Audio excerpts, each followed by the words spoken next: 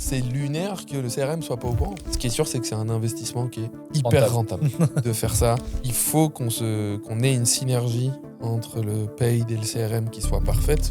On cherche en paid à aller chercher les CAC les plus faibles sans comprendre ce qui se passe derrière. Ça, c'est la maladie des agences de paid.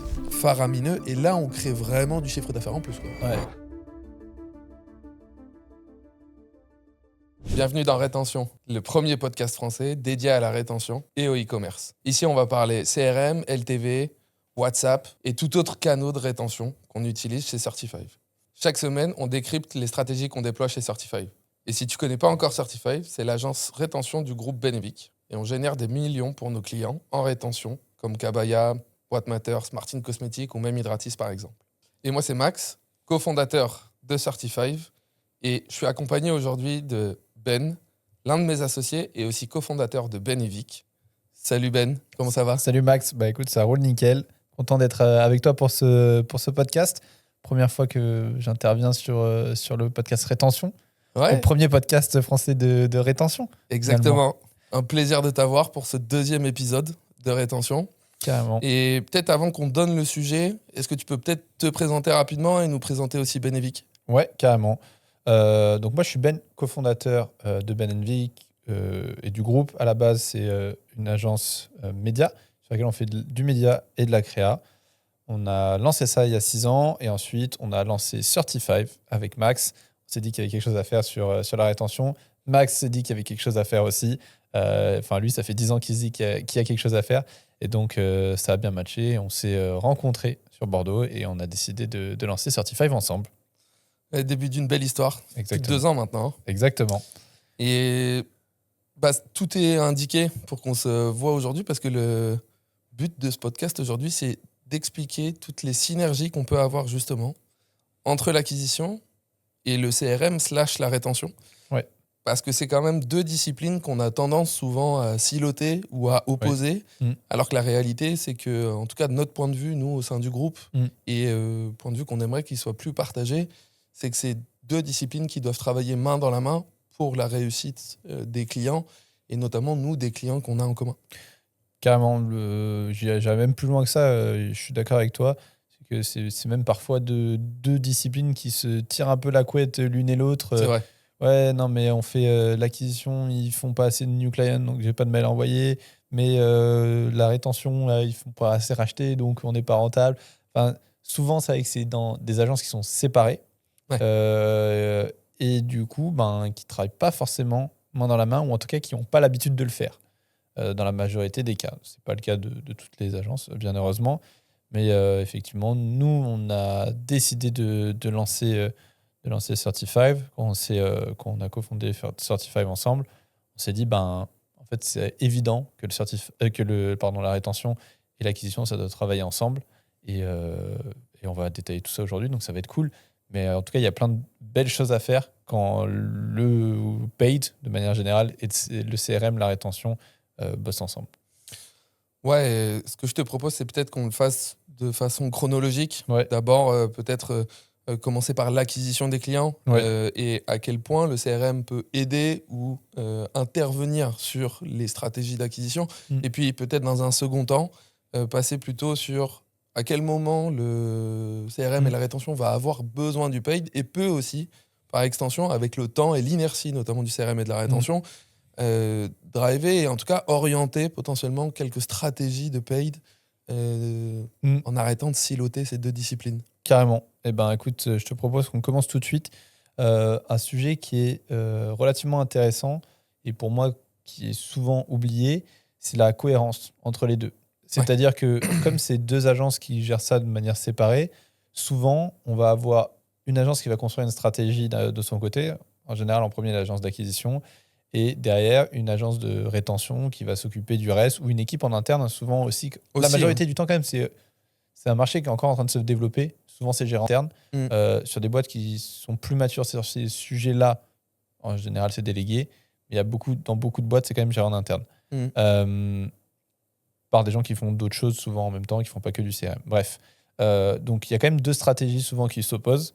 Et le premier truc qu'on peut faire en paid, c'est quand même de s'aligner et d'essayer d'avoir une certaine cohérence entre la stratégie de la marque, la stratégie paid et la stratégie de rétention.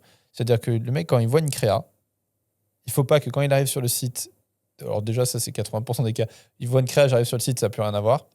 Et entre ce que j'ai vu sur la créa, ce que j'ai vu sur le site et ce que je vais recevoir par mail, il y a encore d'autres choses. Souvent, très souvent, la partie email est plus à jour d'un point de vue brand, saisonnalité, etc. Ils sont beaucoup plus calés là-dessus, sur les actus de la marque, etc., je trouve.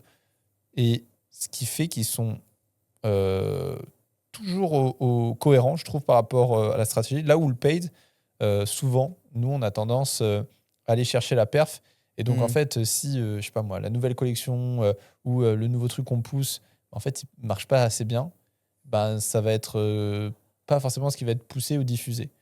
Et je trouve que là, ça manque de cohérence. Tu vois, ça, c'est un cas où le mec, il est perdu, quoi. Il clique sur un truc, je sais pas, il voit une collection, il arrive sur le site, elle n'est pas forcément mise en avant, il la retrouve pas, il reçoit des mails, on lui parle encore d'autres choses. Du coup, on perd la cohérence.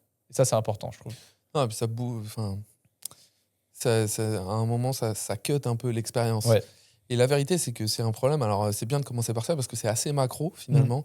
Et je pense qu'au fond, c'est quand même un sujet de communication. C'est-à-dire qu'il y a quand même quelque chose qu'il faut reconnaître au paid et de manière générale à cette discipline, c'est la capacité d'itération extrêmement rapide dans cette discipline qui est un peu moins, en tout cas culturellement développée, côté site ou côté CRM aussi, clairement, bien que ça commence à changer. Et la vérité, c'est que en fait, le paid va tellement vite et tellement aussi à l'affût de ce qui fonctionne, de ce qui fonctionne pas, aussi par l'instantanéité des résultats, que le reste des canaux a du mal quelque part à s'aligner. Souvent, le site et le CRM, ils ont on va dire des calendriers commerciaux qui sont extrêmement partagés. En fait, c'est les mêmes. Quand on va c'est moins difficile de mettre à jour une bannière sur le site et de mettre un email en correspondance. Par contre, ce qui est super intéressant et ce qui a montré quand même des résultats, c'est d'avoir une continuité expérientielle sur tous les canaux. Et par ça, j'entends une créa qui est diffusée sur Meta, qui se retrouve sur le site, donc il y a déjà un lien, la personne s'inscrit, on capte la source d'acquisition, et d'ailleurs on en parlera un peu plus tard des sources d'acquisition, et puis derrière le mail qui repart, suite à l'inscription, reprend aussi, en tout cas pas forcément la créa, mais le message peut-être ou l'angle de manière générale, parce qu'on sait qu'en plus, ce qui fonctionne, c'est la répétition, et vous êtes bien placé à l'acquisition pour le savoir. Carrément. Et là, rien que là, sur 3 canaux différents, on a déjà 3 répétitions, juste si on fait ça. Et donc ça, s'il y a bien un premier conseil, je pense qu'on peut donner, alors il est très macro, mais c'est parlez-vous. Ouais, mais c'est pas si... Enfin, c'est facile à dire, mais c'est pas si évident que ça. Et je veux dire, nous, le nombre de clients où... je me rappelle au début où on découvrait après que en fait, leur stratégie CRM, on était au courant de rien, on savait rien du tout par rapport à ça. C'était c'était énorme. Franchement, c'était énorme. Pas. Aujourd'hui, ça nous paraît aberrant de ne pas être au courant de tout. Mais avant, on a mis un peu de temps à s'en rendre compte. Aujourd'hui, maintenant qu'on a les 2 agences, c'est une évidence et ça change tout quand même. Mais pour la majorité des marques, aujourd'hui, c'est pas le cas encore. Non, c'est sûr que non. Et tu vois, je pense que maintenant, le fait qu'on soit un groupe nous a aidé aussi là-dedans, parce que sur nos clients en commun, et on en parlera un peu après, notre méthode, mais c'est quelque chose qu'on déploie maintenant de manière généralisée. Mais c'est aussi un réflexe qu'on a appris, que ce soit chez Benevic ou Certify, d'être en contact, soit avec l'équipe interne qui gère l'autre discipline, soit avec l'autre agence, pour qu'on puisse connaître aussi leur calendrier, quelles vont être leurs activations. Et puis, il y a plein de cas de figure où nos disciplines se répondent, dans lesquelles il faut réellement aller dans le détail. Et moi, je pense à une en particulier, là, qui me vient, notamment Paid, c'est quand vous faites de la génération de leads, c'est lunaire que le CRM soit pas au courant. C'est le nombre de fois où on a vu dans des audits des campagnes de leads et qu'on a demandé « Ok, vous avez généré du lead, qu'est-ce qui s'est passé après ?» et qu'on nous a dit « On les a mis dans le welcome flow. » En fait, c'est pas possible. Si je fais une campagne de génération de leads, c'est que j'ai un objectif spécifique. Donc, j'essaie de donner une raison spécifique à des gens de me donner des infos. Au moins leur mail. À minima leur mail. Souvent, c'est plus que ça, mais à minima leur mail. Parce que derrière, j'ai quelque chose à leur proposer. Mais ces gens-là, je ne peux pas les mettre dans le flow où je mets tout le monde. Déjà, est-ce qu'on peut comparer des gens qui sont venus souvent sur le site, mettre leur email, à des gens qui ne sont pas venus sur le site et qui ont donné leur email parce qu'ils voulaient accéder à quelque chose ou on leur a promis quelque chose, est-ce que c'est normal de les traiter de la même façon? Non, tu vois. Et ça, c'est plutôt une évidence. Et on le voit, nous, sur les clients qu'on a en commun. Martine, c'est un exemple, et je pense que Ouais. c'est un bon exemple. Martine Cosmétique, si on fait des campagnes de lead, bah, en fait, il y a une séquence, un flow derrière qui est fait exprès pour ces gens-là. Et c'est pas, ils sont pas mélangés avec tous les autres de manière comme si de rien n'était. En fait, on fait juste grossir la base, quoi, finalement. C'est pas la stratégie qu'on a en place. Et malheureusement, ça arrive Ouais. trop souvent, ça. Ouais, encore une fois, parce que je pense qu'il y a un manque de communication, mais en fait, générer des leads, je pense que tu vois, c'est pas juste une campagne. Enfin, Ouais. la réalité, c'est que c'est un projet qui a des implications. Donc, alors je dis n'importe quoi, demain vous générez des leads autour d'un guide, par Mhm. exemple, du téléchargement d'un guide, et qu'on les met dans le welcome flow qui ne parle pas du guide, Ben ouais, là, étant parlé avant, on manque de cohérence, c'est totalement. terrible. Et donc, là où c'est un vrai projet, c'est que la cohérence et la coordination des deux disciplines doit être parfaite parce que avant de lancer cette campagne de lead, il faut que nous, on ait créé un welcome flow qui soit parfait un peu pour le nurturing de ces leads-là. Mm. Et il faut aussi qu'on soit euh, bien, en tout cas bien outillé au niveau de la data, c'est-à-dire que Mm. il faut pouvoir les isoler, il faut pouvoir les taguer, Mm. non seulement pour bien les cibler, mais nous aussi, puisque à terme, c'est nous qui allons en fait les contacter après pour qu'on soit capable de vous donner des résultats. Ouais, ouais, ouais. C'est-à-dire, est-ce que ça a converti ou pas? Vous le savez pas. Mm. À nous de vous le dire. Dans quel délai ils ont converti et à quel point vos investissements ont été rentables. Ouais. Donc, euh, ça, c'est vraiment un cas de figure et j'y pense parce qu'en fait, on a eu le cas récemment, mais une campagne de lead qui est arrivée de nulle part, sans source, sans C'était pas tag. nous, hein, je vous rassure. C'était pas bénéfique, bien sûr que non. Mais derrière, on a des demandes. Oui, vous pouvez nous dire combien ça a généré? Bah, non, on sait pas. Ouais. Mais est-ce que toi, si tu devais donner un conseil à quelqu'un qui veut faire une campagne de lead sur cette partie rétention, c'est quoi concrètement? Qu'est-ce que c'est les 2 ou 3 choses qu'il doit absolument faire avant de lancer sa campagne? Bah, la première chose, c'est qu'il faut bien avoir en tête que générer le lead, c'est que le début de l'histoire. Ouais. Donc oui, il y a tout votre métier, etc. Mais c'est que le début de l'histoire. Ouais. Une fois qu'il rentre dans la base, c'est qu'est-ce qui se passe? Mm. On peut pas le faire rentrer dans la base et puis après espérer que bah, ça convertisse Ouais. parce qu'on pense que c'est bien. Par l'opération du Donc, Saint-Esprit. exactement. Donc il y a quand même une histoire de coordination avec les équipes métiers et CRM. Mhm. C'est-à-dire, nous, on a ce projet-là, on a ce budget-là et c'est validé. Qu'est-ce qu'on fait pour faire convertir ces gens et mettre toutes les chances de notre côté? Parce que quelque part, le CRM, il a tout intérêt aussi à faire convertir Bien sûr. ces personnes-là. Donc la première chose, c'est, je dirais, voyez au-delà de juste la génération de leads, voyez plutôt la conversion Mm. de ces leads et quel parcours on va faire.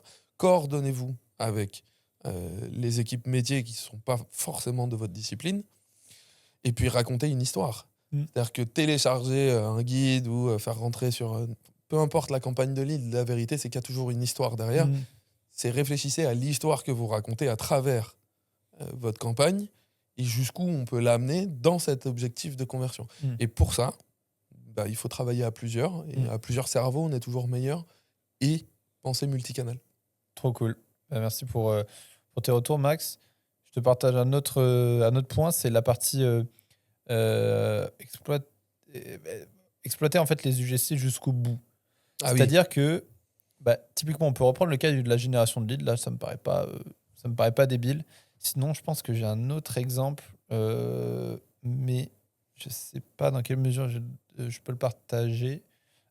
Disons que je vais pas aller dans les détails, mais grosso modo, il y a une marque avec qui on a bossé en paid, mais pas en CRM par le passé, et qui avait fait une collaboration avec quelqu'un de connu, une personnalité. Et on l'avait, cette personnalité, dans les publicités, et on faisait générer des leads pour se préinscrire sur le lancement d'une nouvelle collection. Mm. C'est cool d'avoir un peu une égérie, un peu quelqu'un Bien qui sûr. vient apporter sa caution de personnalité publique, de crédibilité. Et donc, on avait eu plein de UGC, très cool, qui avaient super bien fonctionné. Donc, c'est plutôt très cool. Et à côté, on avait d'autres créas classiques avec des créateurs, etc. Donc, c'était pas un lancement, une campagne qui était autour d'une seule personnalité publique, mais dans ce lancement, il y avait ce truc-là qui était quand même quelque chose de gros et qui avait participé à faire beaucoup de bruit sur ce truc-là. Et en fait, c'est quelque chose qu'on n'avait pas du tout récupéré dans la partie nurturing, en fait, t'en parlais juste avant. Le nurturing, c'est-à-dire que oui, on peut générer des millions de leads pas chers. Si à la fin, vos leads, ils n'achètent pas, on s'en fout. On a perdu de l'argent. Nous, ce qui nous intéresse, c'est quand même de gagner de l'argent à la fin. Donc, ils avaient fait ça. Et derrière, ils n'avaient pas exploité, en fait, cette image-là à travers les différents mails. Donc, manque de cohérence, on en a parlé plusieurs fois, mais c'est toujours un peu ce truc-là qui ressort. Mais en gros, c'est exploiter les UGC, les contenus jusqu'à la fin. D'autant plus si c'est quelqu'un de connu, une personnalité publique. Ouais. Mais même quand c'est pas une personnalité publique, c'est des choses que vous pouvez faire, en fait. Des visages que les gens, ils ont vus, en fait, c'est presque normal de les retrouver derrière. Et en fait, vos créateurs, on les prend aujourd'hui beaucoup pour les publicités sur les UGC, mais il n'y a rien qui empêche de les utiliser derrière pour faire des explications du produit, le tuto pour utiliser tel ou tel truc, etc. Et ça peut être très cool, en fait, de garder cette sorte de connexion, de cohérence entre ces différents points.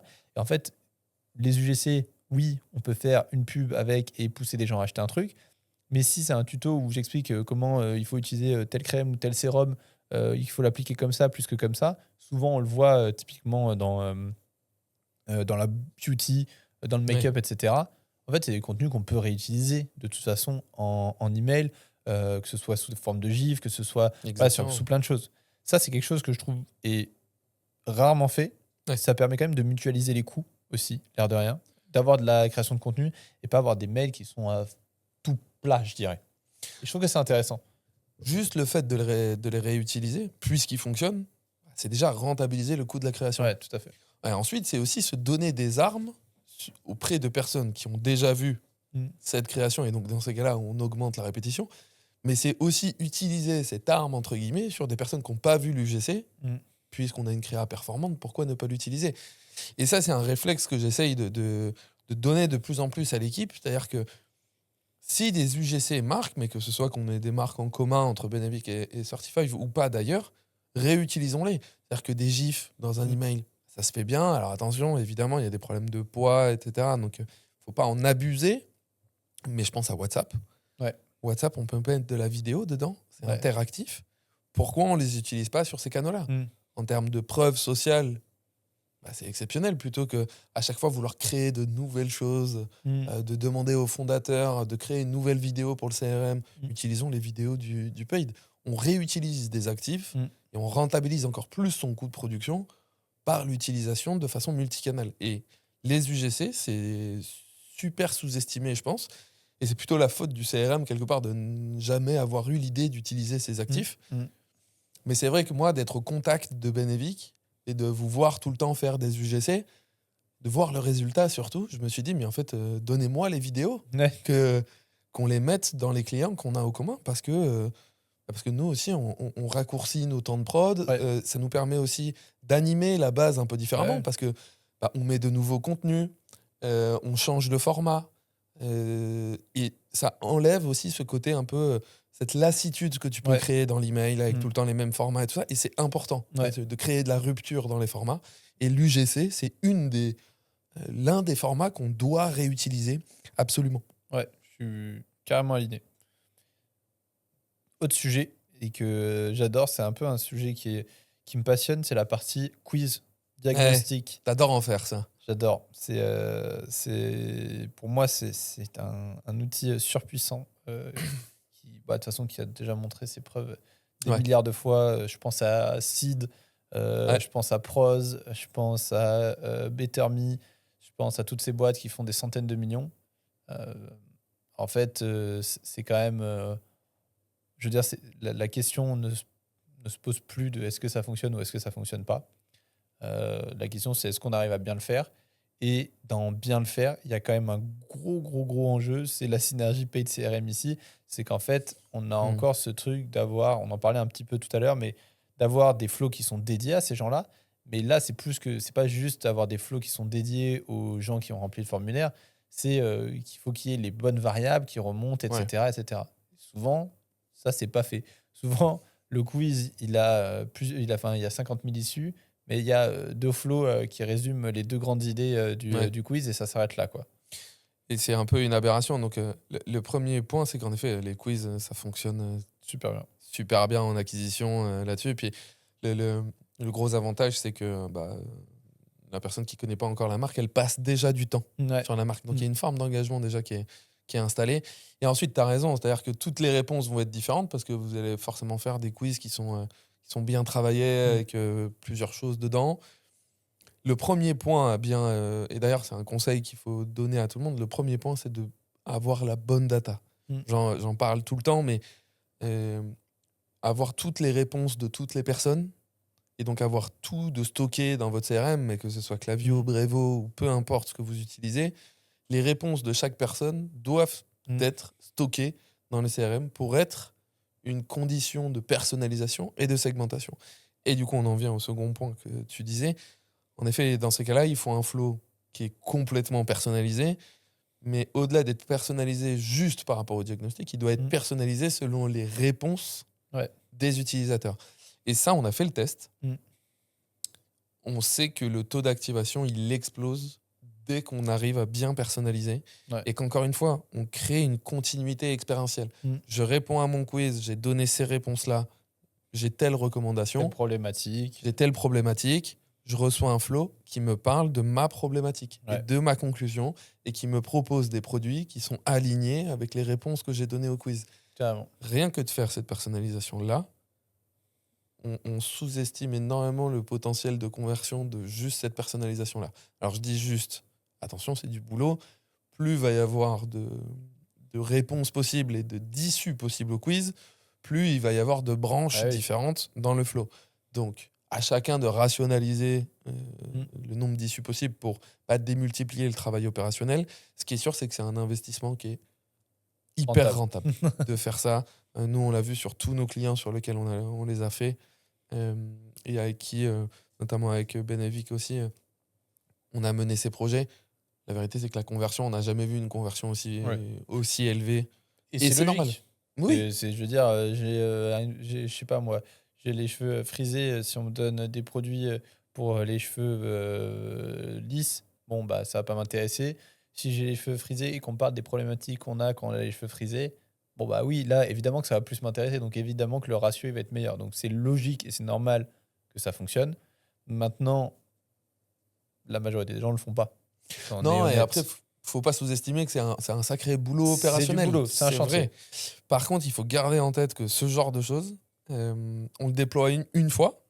Donc, on met un gros focus dessus, on met une grosse charge opérationnelle dessus, on mobilise des équipes dessus, mais il faut garder en tête qu'on le mobilise une fois. Alors, bien sûr que plus tard, on pourra venir optimiser, itérer sur certaines choses, mais le gros du boulot, il est fait une fois et après, ça tourne. Et c'est du revenu récurrent qui tourne sur un seul momentum de fort travail. Et ça, c'est important de le noter parce que oui, c'est du boulot, mais c'est hyper rentable, comme on disait, quoi. Ouais, non, mais ça, c'est une évidence. Il y a des marques qui ont basé tout leur business là-dessus. Je crois que le cas le plus évident, selon moi, c'est Prose, qui fait des shampoings, etc., en fonction du type de cheveux, de ce qu'on veut faire. Enfin, ça va très, très loin. Il y a un quiz qui est très, très détaillé, du parfum qu'on aime. Enfin, c'est vraiment, vraiment custom. C'est pas... je te fais un quiz, mais à la fin, de toute façon, tu as le même produit ou tu as 3 produits et tu choisis un des 3. Là, c'est vraiment, vraiment, pour le coup, ils ont poussé ça très loin. C'est un Français qui a fait ça d'ailleurs. Ils sont pas du tout présents en France, ils sont présents aux États-Unis et c'est dommage qu'ils ne soient pas présents en France. Mais c'est un très, très bon exemple parce que eux, alors on bosse pas avec eux, mais eux, par exemple, à partir du moment où on a donné ces infos, tous les prochains mails qu'on va recevoir, ils vont être custom selon les infos qu'on a données. Et ça, c'est un travail colossal, surtout qu'ils ont un nombre de variables qui est incalculable entre le parfum, le volume, la texture, les problématiques que les gens rencontrent, où est-ce qu'ils habitent, etc., en fonction de la pollution. Enfin, il y a un nombre de trucs qui rentrent en compte, c'est hallucinant. Et tous les mails sont custom là-dessus. Donc, je trouve que c'est un très, très bon exemple. Et si d'ailleurs vous voulez tester, vous allez sur Prose, P-R-O-S-E, et vous allez vous allez pouvoir vous inscrire à faire le quiz. Super intéressant. Et là, ça me fait dire que on a parlé de questionnaire d'acquisition, on a parlé de campagne de lead, etc. Il y a quand même un sujet où, et j'en reviens à la data, mais de façon plus macro, il faut qu'on ait une synergie entre le paid et le CRM qui soit parfaite parce que il faut qu'on aille dans le détail micro Ouais. par source d'acquisition. Ouais. Si je dis pas de bêtises, vous déployez des campagnes qui sont pas sur les mêmes canaux, Meta, Ouais. Google et d'autres, hein, Ouais, bien sûr. campagnes de lead, etc. Mm. Là, c'est plutôt le travail du CRM que de bien se coordonner avec Ouais. le paid, pardon, de manière à avoir les données disponibles pour isoler Mm. les sources d'acquisition, notamment parce que tous n'ont pas la même Ça n'a pas de conversion valeur. et la même rentabilité. Ah bah ça c'est une évidence. Je veux dire, si je génère des leads sur YouTube, si je génère des Ouais. leads sur Google, ou si je génère du lead sur Meta, etc., euh, évidemment qu'on a une obligation de regarder si la campagne de lead elle a fonctionné, de regarder si elle a fonctionné et quel canal a fonctionné. Là, on est quand même moins sur les problématiques qu'on rencontre en acquisition classique où on va avoir du cross-channel énormément, etc. Et en fait, le mec va cliquer sur Meta, sur Google, sur machin, tout le monde va s'attribuer la vente. Là, quand on remplit un formulaire de lead, on a une source, quoi. On l'a et c'est gravé dans le marbre. La Ouais. source, on la perd pas, quoi. Et du coup, là, on peut dire, OK, combien ça nous a coûté les leads sur telle plateforme, à combien ils ont converti, etc. Et donc là, effectivement, c'est le travail du CRM, taguer les sources, etc. Et là, je parle du formulaire de lead, mais on peut aller plus loin que ça. Mais je trouve que c'est un bon exemple pour Oui, peu importe, détailler ça. peu importe la source. Et en fait, la réalité, c'est plutôt notre... Parce que si quelqu'un convertit, la vérité, c'est que vous allez l'avoir Ouais. dans vos plateformes. Mm. Mais ce qui est intéressant, c'est de voir quelle source d'acquisition derrière génère de la LTV. Ouais. Alors la LTV, Lifetime Value, c'est le montant total dépensé d'un client au cours de sa vie sur une marque. Et donc, je suppose qu'il y a des canaux Ouais. qui vont conditionner un peu mieux Mm. la LTV des clients acquis, parce que tous les messages sur Ouais. tous les canaux doivent être, à mon avis, différents, doivent Mm. avoir des angles différents ou des tests qui sont différents. Mais ça, a priori, il n'y a que le CRM, en tout cas le département de rétention, qui peut dire Pas à nous avoir les l'acquisition, infos, ouais. attention, vous avez peut-être des cas qui sont super faibles sur ce canal, Ouais. mais la LTV, elle est pourrie. Donc en fait, le ratio de LTV sur CAC, il est nul. Et Ouais, CAC, tout à juste fait. le coût d'acquisition. Coût d'acquisition d'un nouveau LTV client. sur CAC. C'est le ratio qu'on regarde pour établir la rentabilité des investissements d'acquisition. notamment. Ouais, souvent. Enfin, ça vaut peut-être le coup de rentrer dans le détail de ça. Je pense que Ouais, c'est un bien sujet sûr. qui est intéressant. Si, c'est intéressant parce que, alors, que ce soit isoler les profils par source d'acquisition, pardon, nous, on va être capable, le CRM de manière générale, va être capable d'isoler des cohortes. Alors, des cohortes, en général, on regarde des cohortes mensuelles. Ok. Donc, par exemple, tous les nouveaux clients de janvier. La réalité, c'est qu'on peut aller encore un cran plus loin et c'est de regarder la cohorte de janvier, mais en sous-catégorisant cette même cohorte par exemple, source d'acquisition. Mm. Donc, sur 1000 clients en janvier, il y en a 200 qui viennent de Google, 200 qui viennent de Meta, 200 qui viennent d'une campagne de lead sur YouTube, par exemple. Et à nous, derrière, de dire, OK, la LTV à M6 et à M12, elle est de temps. Tu peux expliquer pour les gens qui nous écoutent M6, M12 Pardon, M6, la LTV à M6, c'est le montant total dépensé par un client 6 mois après son entrée sur la marque, et M12, c'est 12 mois. La LTV, on la regarde toujours de façon bornée dans le temps pour que ce soit comparable d'année en année et de cohorte en cohorte. Donc, grossièrement, si j'achète la première fois en janvier, on va regarder en juin combien j'ai dépensé, si j'ai Exactement. racheté. La moyenne de tous les clients qui ont acheté pour la Exactement. première fois en janvier, disons qu'il y en a 100. Sur les 100, il y en a peut-être 30 qui vont racheter entre janvier et juin. Et donc, ça va rajouter du chiffre d'affaires sur cette cohorte de 100 personnes. Et c'est ça qu'on va regarder. Exactement. Bon. C'est un sujet qui est ultra important et qui est mal cerné souvent par les e-commerçants. C'est trop dommage.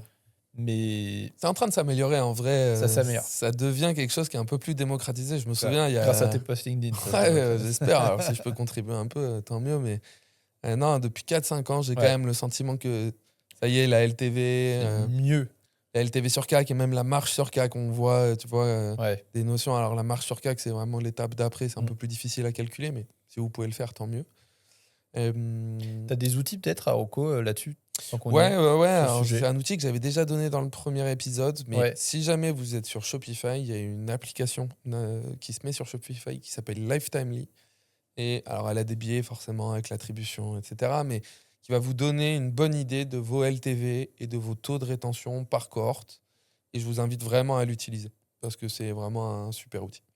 On n'est pas sponsor, mais Et je suis même pas sponsor par Lifetime, on j'aimerais bien. devrait. J'aimerais bien, je leur Ok. fais tellement de pubs. On a pas mal parlé de ce que pouvait apporter le paid au CRM. Il y a beaucoup de choses qui vont dans l'autre sens aussi. Ouais. Est-ce que tu peux nous partager ça, Max? Bah, le premier, c'est aussi de vous partager. Il y a une pratique qu'on fait peu, mais c'est que le CRM donne une audience Ouais. au paid. Verse TN, ouais. Et donc, c'est ce qu'on appelle cette audience, c'est ce qu'on appelle, nous, les opt-out. Donc, c'est en fait des désinscrits email. Et donc, légalement parlant, c'est des gens, puisqu'ils ont émis le souhait de se désinscrire, on ne peut plus les contacter par email. Ce qui est dommage, parce que du coup, on ne fait plus de répétition sur ces personnes-là. La réalité, c'est que c'est des personnes qui nous connaissent, qu'on peut-être pas convertis, mais qui un jour, on a été dans leur boîte mail. Donc, ils sont pas insensibles. Ils n'ont pas été insensibles un jour à la marque pour X ou Y raison. Et une bonne pratique est de donner ce segment des opt-out au paid pour voir s'il y a une partie de cette audience qui peut être retargetée sur le reste des canaux. Et il y a une forme de... Alors, c'est pas des nouvelles personnes, mais si c'est des prospects, il y a peut-être une chance que ce soit quelque part un peu plus simple de les convertir parce qu'ils ont déjà entendu parler de nous. Ouais, je suis aligné. C'est un truc qui marche bien, notamment sur la partie inactif. Ouais. En fait, des gens qui se sont inscrits, mais voilà, ils ouvrent pas leur boîte mail. Ou je vais sur un site de fringues, on me propose 10%, j'hésite un peu à acheter, je mets mon mail, je me dis, bon, moi j'ai les 10%, au final, j'achète pas tout de suite. Puis après, j'oublie parce que c'est une boîte mail que j'utilise pas trop. Ben, typiquement, là, je me prends des pubs, etc. Bon, c'est des trucs qui fonctionnent bien. En tout cas, nous, à chaque fois qu'on l'a mis en place, alors c'est pas le truc sur lequel on va le faire le plus de volume. Bien sûr que C'est non. comme si, mais ça fonctionne. Et c'est quelque chose de toujours hyper intéressant. Ouais. Non, c'est vraiment de l'incrément de faire ça. Hein. C'est pas là-dessus qu'il y aura le plus de budget, c'est pas là-dessus qu'il y aura la plus grosse audience. Mais en effet, inactif et opt-out, ça reste un bassin d'audience intéressant à aller targeter quand même. Quoi. Tout à fait d'accord. La deuxième chose, alors c'est sur des analyses de rétention de cohorte, mais il y a quelque chose qu'on regarde beaucoup, nous, c'est ce qu'on appelle les LTV drivers. C'est des produits d'entrée sur la marque qui conditionnent bien la rétention. Je donne un exemple. On a eu le cas d'une marque comme ça qui, alors je vais donner des chiffres un peu qui sont pas vrais, mais qui avait 50 € de CAC et une LTV à 100 €, donc en fait 2 de ratio, et qui un jour a trouvé la formule magique et qui a réduit ses CAC et le CAC était à 20 €, mais en fait la LTV était à 22 €. Et donc le fait que le paid ait vu ses CAC complètement baisser, ils ont investi énormément sur ce produit. Et ça montre encore à quel point on peut être siloté, ces deux disciplines. Parce qu'ils se sont dit, OK, ça génère énormément de nouveaux clients, c'est CAC super, faible. CAC faible, allez, all-in. Sauf que c'était un produit, par exemple, qui avait une forte promesse, qui derrière tenait pas toutes ses promesses, et donc du coup créait beaucoup de déceptions, et du coup ne créait pas de rétention. Et dans ce cas présent, c'est... Si on calcule la marge, là, c'est plus la même, quoi. Non, là, c'est plus du tout la même pour le coup. Mais c'est là que c'est intéressant parce que vous allez être très drivé par ces chiffres-là. C'est aussi au département CRM de dire attention, ce produit-là, oui, vous avez des CAC faibles, mais encore faut-il que le département rétention connaisse le CAC pour qu'il puisse donner cette information. Mais attention, ce produit ne conditionne pas du tout la rétention et la LTV. Et donc, sur les cohortes qui sont rentrées sur ce nouveau client, la LTV est de temps, ce n'est pas rentable, il faut changer de stratégie. Et c'est là que la rétention a un vrai incrément auprès du paid, c'est de dire qu'elle peut en tout cas aider à orienter la stratégie. Parce que dans ces cas-là, est-ce qu'il ne faut pas mieux s'accorder à dépenser un peu plus en CAC, mais avoir un ratio de LTV sur CAC beaucoup plus élevé à la fin et donc créer plus de croissance, quoi. Y a deux sujets, c'est quand même que souvent on cherche en paid à aller chercher les CAC les plus faibles sans comprendre ce qui se passe derrière. Ça, c'est la maladie des agences de paid.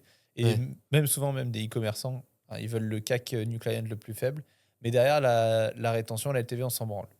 Donc, on se retrouve avec des marques qui crèvent, hein, tout simplement, parce qu'ils sortent un nouveau produit où le panier moyen, il est 30% en dessous, donc forcément, le CAC New Client, il est moins cher.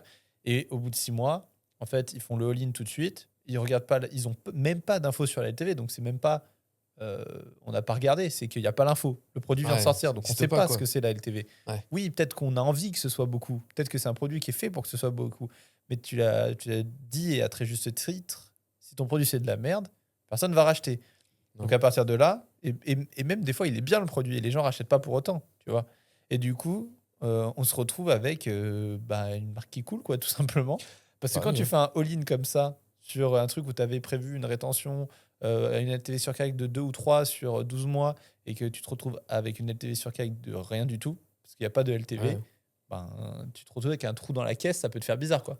Ah, mais puis ça pardonne pas, hein. Donc Non. si on a bien un conseil à donner, Attention sur vos lancements produits. puis un conseil aux équipes paid, demandez à vos équipes rétention de vous donner la LTV par produit d'entrée. Ouais. Et au département CRM et rétention, communiquez avec votre département paid pour leur communiquer les meilleurs produits qui conditionnent votre LTV et regardez votre LTV par produit. Ouais, et puis surtout, ne drivez pas votre business au Non. CAC New Client, quoi. Ça va plus loin que ça, quoi. À part si Non, vous ne faites ouais. aucune rétention jamais et que vous ne basez pas là-dessus, mais auquel cas, bon, c'est un autre sujet et vous devriez faire attention. Ouais, clairement. Et une autre chose qui est assez importante, c'est que on considère dans la rétention que chaque produit a un rôle à jouer. Mm. Et il y a des produits qui sont mieux pour l'acquisition. Alors, on pense souvent à des produits qui sont assez peu engageants, avec un panier assez faible, etc. Mais on en revient à conditionner correctement la LTV. Et puis, il y a des produits qui sont mieux pour la rétention. Nous, en rétention, on regarde ce qu'on appelle les product journée. Mm. Donc, quels produits ont les meilleures probabilités d'être réachetés en second achat, en troisième achat, selon le premier Ouais. produit d'entrée. Il est super important, notamment quand on lance un nouveau produit ou qu'on commence à avoir en tout cas un catalogue de produits assez étoffé, que la rétention informe le paid sur quel est le rôle de chaque produit dans la customer journey. Mm. Les best-sellers sur l'acquisition, c'est ça, mais ces best-sellers peuvent aussi être des bons produits de rétention. Mhm. Mais parfois, c'est juste des best-sellers. Et il y a des produits qui sont super nuls en acquisition, et c'est OK là-dessus. Mm. Mais c'est vraiment super important que chaque équipe ou chaque agence connaisse le rôle de chaque produit dans un catalogue, dans la Customer Journey, et que le paid soit au courant de ces produits pour mieux orienter leur stratégie. Carrément aligné. Je pense que j'ai un exemple, alors c'est pas un client non plus, mais je pense que j'ai un exemple qui peut parler peut-être à pas mal de monde. C'est l'exemple marque de protéines, donc complément alimentaire. Je prends Nutrimuscle parce que Ouais, très connu. c'est ce que je commande. Mais au début, le client, on va lui faire des pubs, on va essayer de lui faire passer son premier achat. Ce qu'on veut faire, donc c'est simple, il y a deux cas. Soit il n'a jamais pris de complément alimentaire, disons de la whey, il n'a jamais pris de whey. Donc, il faut l'éduquer sur ce que c'est et essayer de lui faire acheter. Donc, ça se trouve, il va en entendre parler, il va s'inscrire, il va prendre les flows, il va comprendre que c'est, comment c'est fait, pourquoi, quel impact ça a sur la santé, etc., à quoi ça sert. Il va passer sa première commande. Sa première commande, souvent, il va prendre le minimum. Donc, ça va être ses 500 grammes ou 1 kilo. Aujourd'hui, tu peux le voir dans la cuisine, on commande des seaux de 4 kilos Ouais, j'ai vu. de prot en poudre. Bon, bah, typiquement, là, notre customer journey, alors là, c'est sur le même produit. Mais, c'est le volume qui change, la quantité qui change. C'est qu'en fait, le produit d'entrée, ça a été le pack Ouais. d'1 kilo. Donc en fait, si on s'amuse à pousser des sauts de 4 kilos en paid ou même dans le welcome flow pour des gens Ça qui n'ont marchera jamais pas. acheté, c'est quand même pas la même chose. Et inversement, euh, Nutrimus, ils ont tout intérêt à me vendre un saut de 4 kilos où en fait, ils me vendent 4 kilos d'un coup, il y a une livraison, etc. Et c'est tout à fait rentable pour eux. Et c'est plus simple ça que vendre que des pots de 1 kilo. Et donc en fait, derrière, moi, chez Nutrimus, on ne me pousse pas du 1 kilo, jamais. Parce Ah qu'en non. fait, ils savent que j'ai acheté, je sais pas, 7, 8 fois, 10 fois, que j'ai X points dans mon truc de fidélité, machin, et qu'en fait, j'achète toujours ça. Donc pourquoi ils me proposeraient un truc de 1 kilo, quoi. Donc il y a quand même tout un truc autour de ça, et mes promos, moi, sont toujours sur des packs qui sont plus gros, là où peut-être pas d'ailleurs, je sais pas. En tout cas, j'ai l'impression que c'est quand même bien travaillé de leur côté et que ceux qui ont l'habitude de prendre des grosses quantités, ils ont des promos sur un truc de grosses quantités ou des choses adaptées, quoi. Donc Ouais, c'est un puis bon exemple, je pense. Visiblement, les équipes de chez Nutrimuscle, elles se communiquent Ils communiquent entre elles. Mais je crois assez bien, quoi. il me semble que c'est tout fait en interne chez eux, je crois. Donc ça aide aussi. C'est aussi Sûrement. l'avantage Ouais. de l'interne. Et dernière chose, je pense, côté rétention vers le paid, Ouais. c'est de donner l'information, notamment, alors on va parler d'une segmentation qui s'appelle la RFM. Ouais. Alors si jamais vous la connaissez pas, c'est une segmentation RFM, c'est récence, fréquence, montant, qui permet de catégoriser les clients qui sont dans la base. Il y a des ambassadeurs, des bons clients, des clients à risque, etc. En général, on retrouve 5 à 6 segments dedans, selon la maturité de chacun des clients dedans. Et il y a quelque chose que j'aime bien faire, c'est de transmettre notamment un segment au paid, qui est le segment des clients à risque. Ouais. Parce que c'est des gens qu'on a dans la base mail, qu'on essaye de traiter dans la base mail. On les fait passer dans des flows qui sont très contextualisés, etc. Mais des fois, rien n'y fait là-dessus. Et il nous manque peut-être quelques points de contact là-dessus. Ouais. Et ces clients à risque, c'est souvent des clients qui ont par exemple fait 1 ou 2 achats, mais pas plus.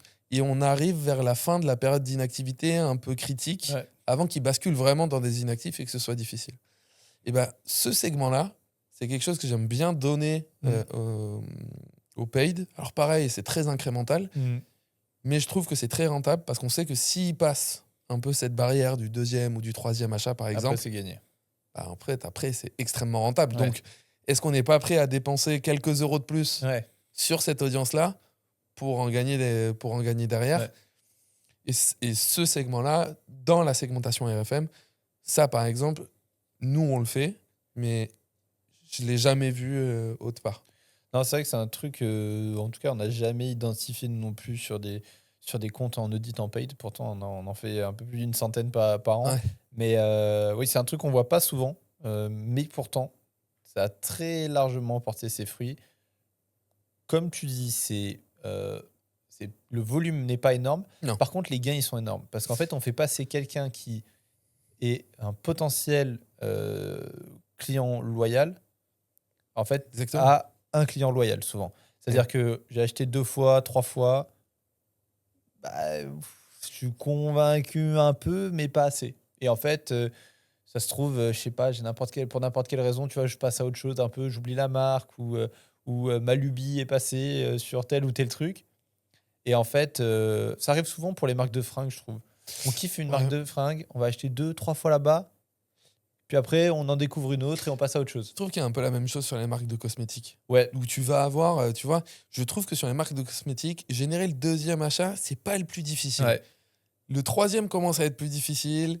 Le Ouais. 4e est plus difficile. Alors qu'on sait que, en fait, passer cette barrière du 3-4, on a souvent Ouais. l'impression que le plus difficile, c'est le 2e. Ouais. Et c'est vrai, attention, c'est difficile et c'est un point important. Mais dans certaines typologies, certains secteurs, en fait, cette zone critique, elle est un tout petit peu après. Et en fait, ces clients-là, la réalité, c'est qu'il n'y en a pas non plus des millions, quoi. Il y en a quelques milliers. C'est un bassin d'audience, en réalité, qui est déjà rentable. Si tous les coûts sont maîtrisés, on sait que c'est rentable. La LTV sur CAC, elle est déjà positive. Par contre, on sait que toutes les personnes, ça, c'est des analyses qu'il faut mener, mais qui sont au-delà de 4 achats, par exemple, ont une LTV moyenne 4 fois supérieure aux autres. On a tout intérêt à investir sur ces quelques milliers de clients parce qu'il suffit qu'il y en ait 10% qui reviennent vraiment, qui deviennent des ambassadeurs pour créer un incrément de LTV faramineux. Et là, on crée vraiment du chiffre d'affaires en plus, quoi. Ouais, je suis carrément aligné et j'ai un très bon exemple de ça, d'une marque qui faisait des drops de fringues, qui a été hyper communautaire, etc. Et en gros, en faisant un peu des calculs, alors on ne les a pas accompagnés en CRM, on les a accompagnés en paid uniquement. Et en faisant quelques calculs qu'on a regardé ensemble à l'époque, ça date un peu.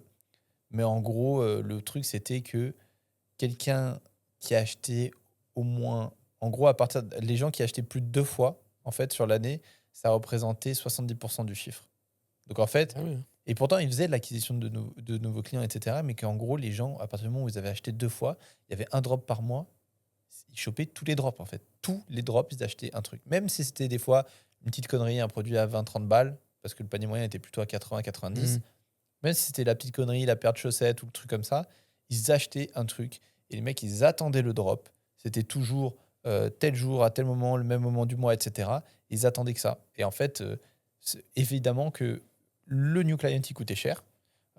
C'était un truc particulier, mais derrière la rentabilité, si on arrivait à les faire acheter en gros 2 ou 3 drops, c'était un truc de fou, quoi. Donc c'était hyper intéressant d'un point de vue business, c'est très très très largement rentable. Ouais, c'est important de bien capter ces zones Ouais, critiques ouais. là-dessus.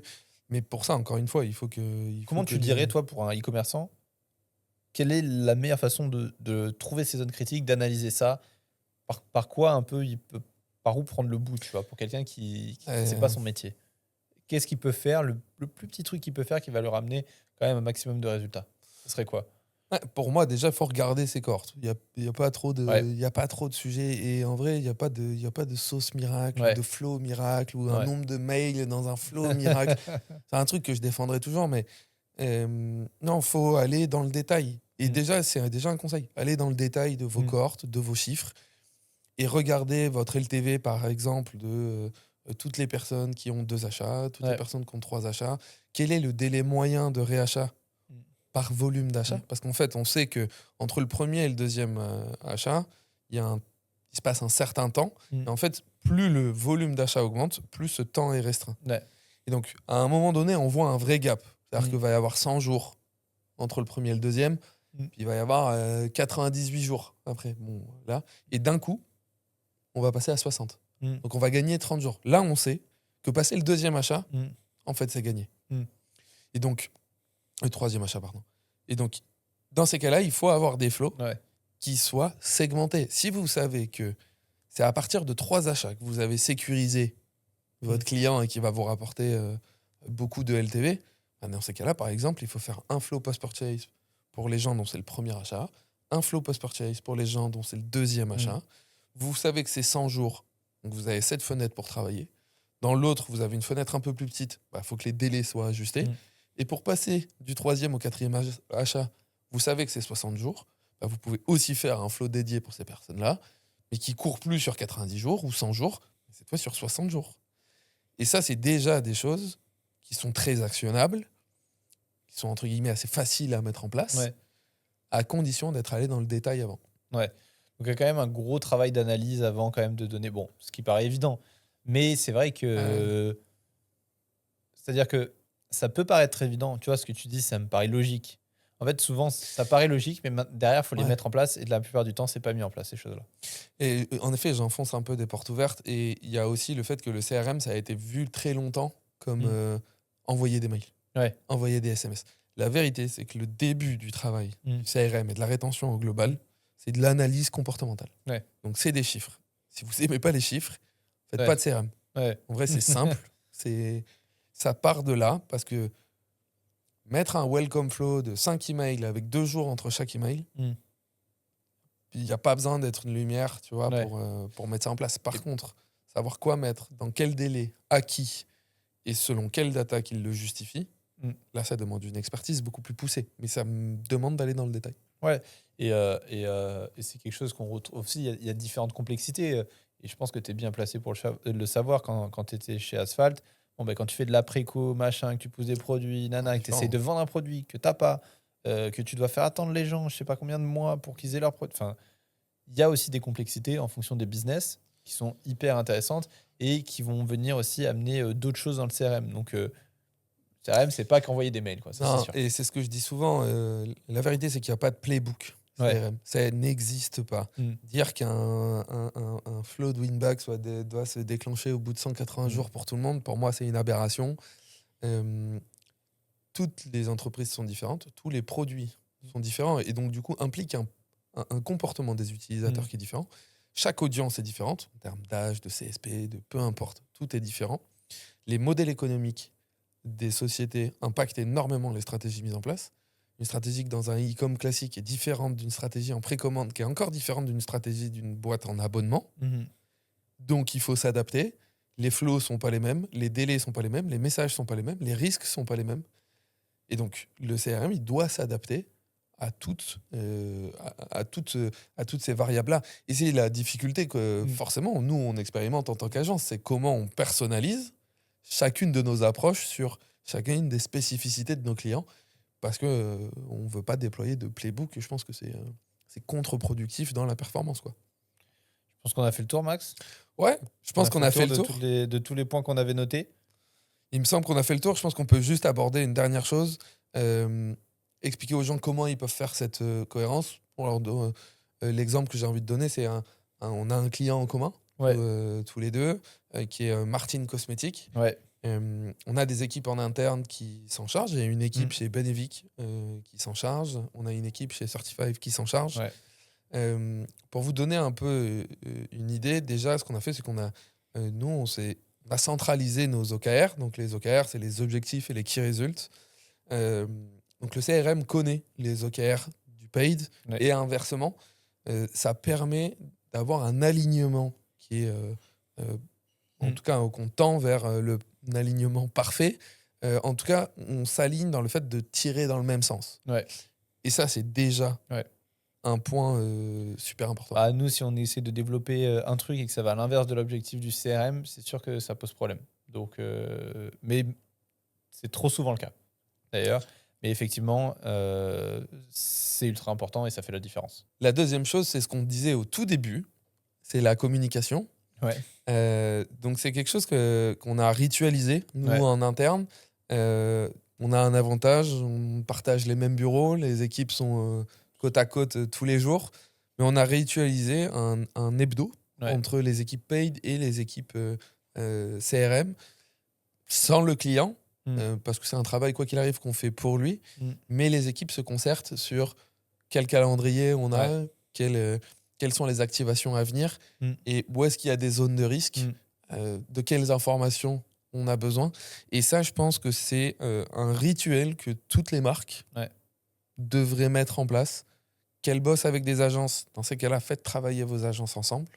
Et si c'est des équipes internes ou semi-internes, si que l'une des deux est externalisée / internalisée, dans ces cas-là, mettez les gens en liaison et faites-les se parler. Et obligez-les à se parler. Obligez-les à se parler, parce que la réalité, c'est que ça résout 90% des problèmes de se parler. Ouais, bah, clairement. On le voit. Et puis, quand tout le monde est aligné sur le même objectif et la même route, il y a quand même un tas de problèmes qui n'existent plus et qu'on peut rencontrer facilement. Donc, partager le même calendrier, avoir les mêmes objectifs de carrière, on en a parlé tout à l'heure. Mais même les e-commerçants, même nos clients, parfois, en fait, ils vont dire oui, ça, le but, c'est la rétention. Et après, ils vont aller voir l'équipe paid, ils vont dire oui, le but, c'est d'avoir le calcul du client le plus faible. Et puis, ils vont se tirer une balle dans le pied tout seul. Alors qu'en fait, si tous les trois parlent tous ensemble et qu'on dit ok, bon, ben, le nouveau produit, le calcul client, il est super, oui, mais attention, la LTV, on n'a pas de recul dessus, c'est quand même important pour nous. Ben, on évite quand même de ce genre d'erreurs qui coûtent des boîtes. Enfin, c'est des choses qui ne sont pas forcément évidentes, mais quand on met tout le monde aligné sur les mêmes objectifs, sur les mêmes choses, c'est quand même beaucoup plus simple de travailler. Alors, nous, on le fait. Hein, on travaille avec des agences de CRM qui ne sont pas Certify sur certains clients, qui travaillent avec d'autres agences. Ça se passe bien, il faut le faire en bonne intelligence et il faut se rappeler que c'est dans l'intérêt du client. Si le client il grossit, il réussit, c'est tout le monde qui en profite. Donc, c'est quand même plutôt des choses que vous avez tout intérêt à faire. Si vous avez de l'interne, de l'externe, peu importe, faites discuter l'acquisition et la rétention ensemble. Si vous pouvez être au milieu des deux, c'est encore mieux. Comme ça, tout le monde a le même niveau d'info et c'est magnifique. Amen. Amen. On se revoit la semaine prochaine. On va se revoir la semaine prochaine. Tu revois les gens. En tout Moi, cas, je serai pas là. je vous reverrai la semaine prochaine. Exactement. Toi, tu seras peut-être pas là sur le 3e épisode. Non. Mais en tout cas, merci d'être venu avec moi plaisir, sur ce podcast. C'était trop cool. J'espère qu'on vous aura aidé sur ces synergies entre le CRM et le paid. Vous pouvez me retrouver sur LinkedIn. Je poste tous les jours des tips sur le CRM. Maxime Cal sur LinkedIn. Merci beaucoup. À la prochaine. Salut.